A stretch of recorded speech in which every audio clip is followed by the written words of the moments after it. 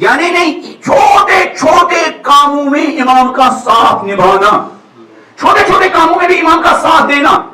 محلے میں 2-4 لوگوں کی مشکلات ہو، ان مشکلات کو امام کے بدلے اپنے شانوں پر اپنے شانوں پر اٹھانا، امام کا کوئی بوجھ اپنے شانوں پر اٹھانا. یہ جو ایران کی میزائل ٹیکنالوجی سے پوری دنیا حیرت میں پڑ گئی، اس میزائل ٹیکنالوجی کے پیچھے کون سے دماغ تھے؟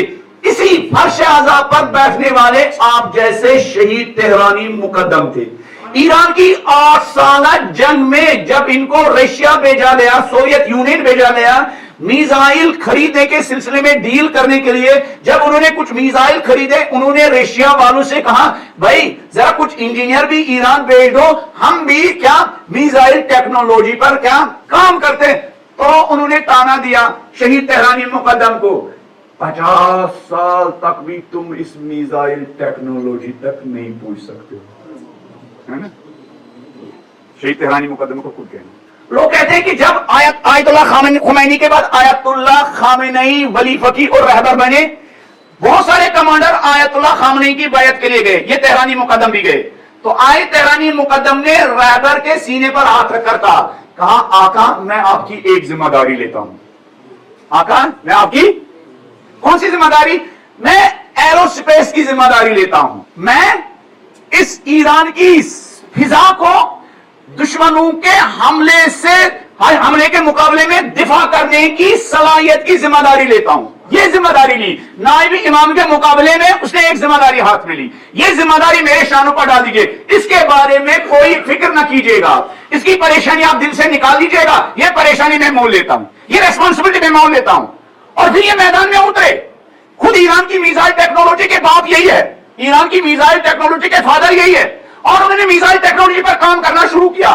اور پھر جہاں مشکلات آئی ادھر ادھر نہیں گئے، امریکہ کے پاس ہاتھ نہیں پھیلایا، رشیا کے پاس ہاتھ نہیں پھیلایا، چائنا کے پاس ہاتھ نہیں پھیلایا. جب ان کو مشکلات آئی تو ان کا خود کہنا ہے، جب مجھے ایک مرتبہ ایران کی میزائل ٹیکنالوجی کے پروجیکٹ میں مشکلات آ رہی تھی، میں امام زمانہ کے جد امام رضا کی بارگاہ میں حاضر ہو گیا.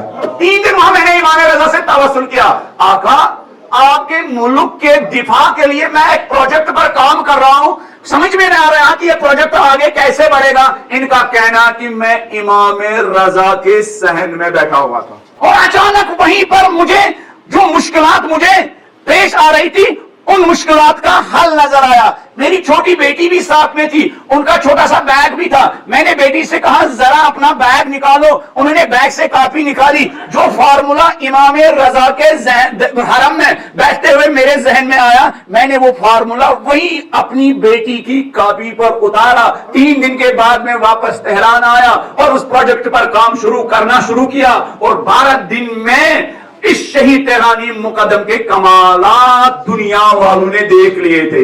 پہلے دن جب حملہ ہوا ہم سب نے ایک ہینڈز اپ کیا تھا، ہم سب نا امید ہو گئے تھے. کل بھی مجھے ایک صاحب کہہ رہے تھے یہیں پر کہ پہلے 4 دن 4 رات کے 3 بجے تک تو نیند ہی نہیں آ رہی تھی. تو کم ترین کام امام، کوئی کام اپنی شانوں پر لیجئے، خلوص کے ساتھ لیجئے. اپنے محلے کے ایک چھوٹا سا اسکول ہاتھ میں لیجئے، اپنے محلے کا ایک مکتب ہاتھ میں لیجئے، اپنے محلے کا سنڈے اسکول ہاتھ میں لیجئے، اپنے محلے کی مسجد ہاتھ میں لیجئے، اپنے محلے کے عاشور خانے میں امام زمانہ کے ناصروں کی مدد اور تربیت کرنے والا ایک عاشور خانے کی ذمہ داری لیجئے. آپ کے علاقے میں کوئی عالم باعمل کام کر رہا ہے، اس عالم باعمل کی کیا جو ذمہ داری آپ کے شانوں پر ہے وہ ذمہ داری شانوں پر لیجئے. کہیں ایسا نہ ہو وہ بیچارہ جو 12 سال کم سے پڑھ کر آیا ہے، اس کو ممبر پر بیٹھنا چاہیے تھا، اس کو محراب پر بیٹھنا چاہیے تھا، اس کو محراب میں کھڑا ہونا چاہیے تھا، اس کو ایک اسکول میں کھڑا ہونا چاہیے تھا، اس کو ایک حوضے میں کھڑا ہونا چاہیے تھا. لیکن آپ کی اور میری غفلت کی وجہ سے وہ کوئی اور کام کرنے کے لیے مجبور ہو جائے.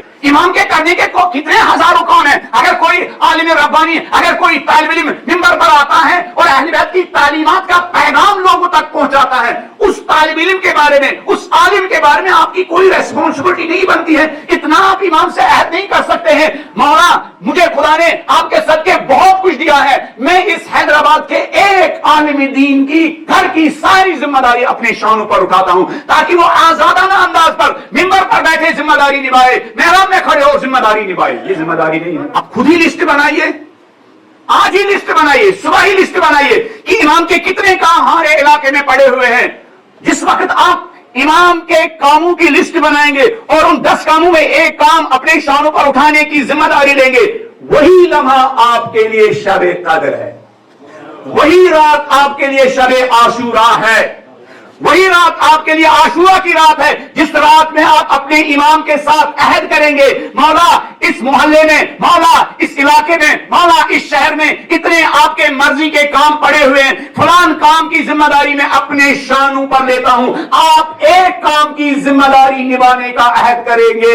इमाम ज़माना 10 कामों को निभाने की ताकत और तवानाई सलाहियत आपको अता करेंगे।